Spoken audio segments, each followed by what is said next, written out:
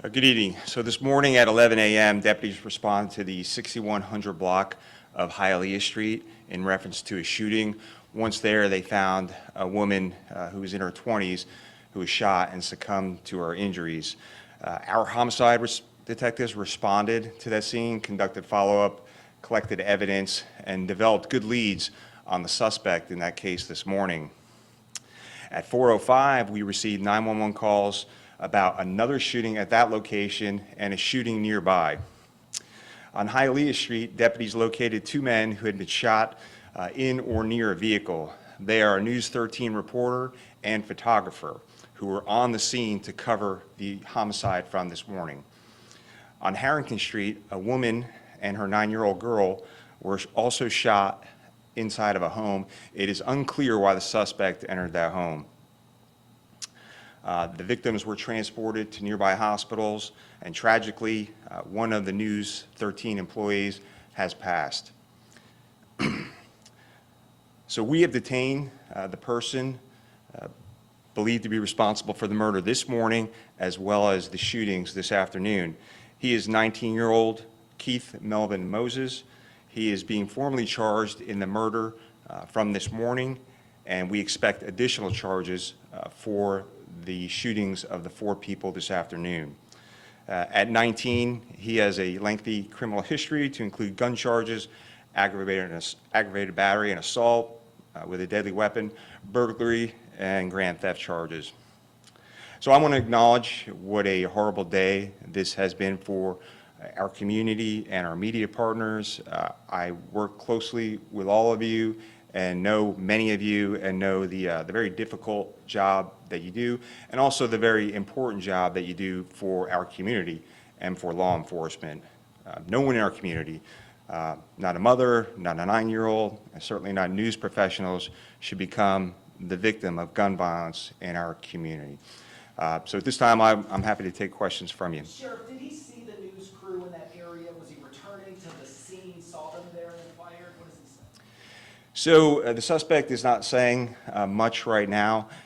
It is unclear if he knew they were news media or not. We're still trying to work all of that out.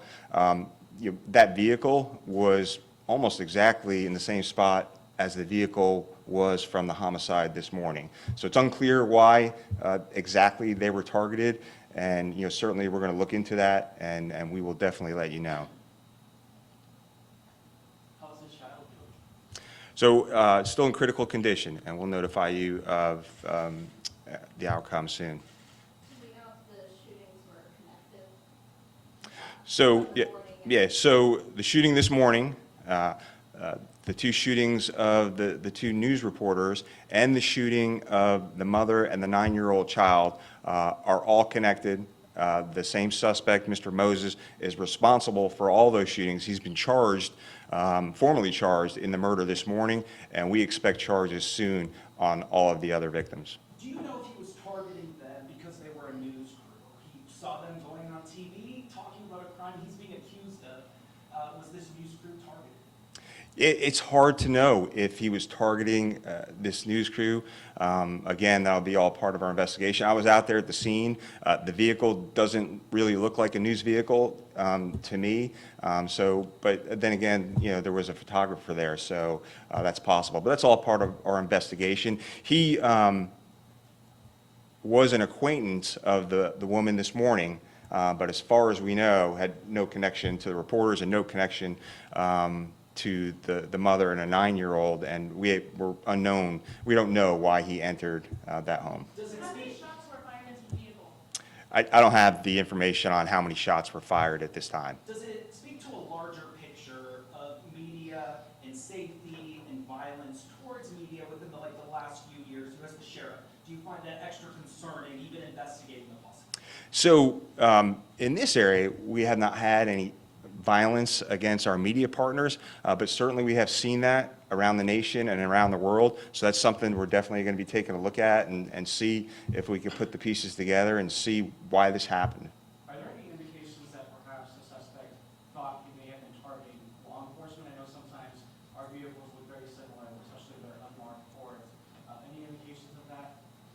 So again, the vehicle didn't look like a typical news vehicle with a lot of markings on it. You know, it's possible that he could have mistaken them for law enforcement. I just don't know at this time. Like I said, there was a photographer there, and you know, both were in or near the vehicle, so you really don't know what was in the mind of this suspect.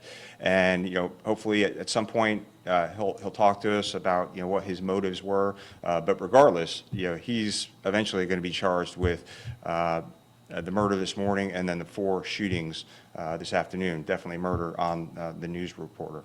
Sheriff, When what this is happened, the condition was of the there young any- girl? What now? What's the condition of the woman and the young girl? So right now, critical condition and at the hospital. When this happened, was there any agent from Orange County investigating the prior murder? No, so we had cleared the scene. The prior homicide happened at 11 o'clock in the morning. It happened in a vehicle. You know, that vehicle was towed for processing. The detectives had already done their canvass of the neighborhood and had cleared the scene, and were out actually following leads on this suspect, Moses, because they quickly developed him as a suspect in this case. Sheriff, did you know that he was the suspect you were looking for the earlier murder before he returned to that area? Yeah, that's unclear at this time. He was detained and arrested near that area right after the 2 shootings. Yeah, a very good description was given out. Deputies located him in the exact same clothes that he was wearing during the shootings. And you know, once they did detain him, homicide detectives who were familiar with him from the previous case said, yeah, that's our same guy from the earlier homicide. Sheriff, do you know how long Moses has lived, like, in this area at 19? Seems like he's been up to a lot. Yeah, I do not know how long the suspect has lived in this area. And just to be clear, it was a News 13 reporter and a photographer, correct? There was 2 different titles there. That's correct. So they were both in or near the vehicle, a reporter and a photographer. And unfortunately, one has passed. What is the condition of the other person? So the mother is in, oh, I'm sorry, critical condition, right? What's the condition of the photographer? Yeah. So there is one News 13 media person who has passed from his injuries. The other person is being treated at the hospital. Do you know the situation at the hospital? Is it on lockdown right now? I have no idea if there's any kind of situation at the hospital, not to my knowledge. Yeah, we have plenty of deputies in that area. Has there been any reports of witnesses saying that the suspect looked at several news vehicles or several vehicles to shoot inside? I am not aware of any reports that the suspect was looking at any other news vehicles. Any suspicious activity just looking into the vehicles? I have not heard that yet, no. Was the homicide this morning domestic related? The suspect and the victim? So it's unclear. It seems like there were 3 people in the car. The suspect shot the victim as they were in that vehicle on Hialeah. So I'm assuming they were acquaintances. We just don't know the exact relationship at this point. Okay, so tragically, we have just learned that the 9-year-old has also succumbed to her injuries. You know, we were waiting on next of kin notification, so just wanted to let you know that. So, so we have the 20-year-old female who was shot and killed this morning has died. We have one of the news media personnel has died, and now the 9-year-old child has also passed from the gunshot wounds as well. So again, our hearts go out to her mom, who's also fighting for her life, and her father, and all of her family members, and of course, you know, prayers and condolences to the news media and their family and friends of these media professionals. Everybody okay? Sheriff, do you have a ballpark idea of how many other people were in that area around 4 o'clock today? You know, did other people witness this? So we're doing our canvas right now. I mean, it was 4 o'clock, so chances are there were people out and about. You know, we're doing all the normal things we do during an investigation, you know, looking for doorbell cameras and other cameras in the area. We're reviewing all that footage and certainly tracking down all the witnesses that we can. I'm sorry, can you reiterate, do we know whether the suspect had any connection to the mom? So that is unclear right now. So how it all worked, of course, we had the homicide earlier this morning. At some point around 4 o'clock, he returns to the scene. He goes to the vehicle where the news media people are at. He shoots both the people from News 13.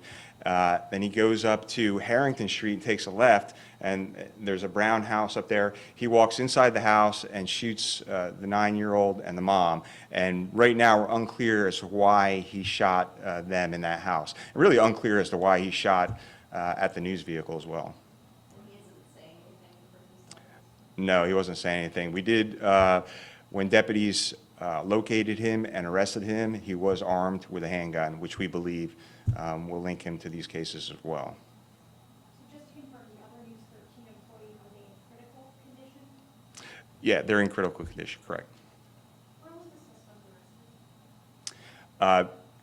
About a block away from Hialeah. About a block away from the scene on Hialeah. It's all very close where it all happened.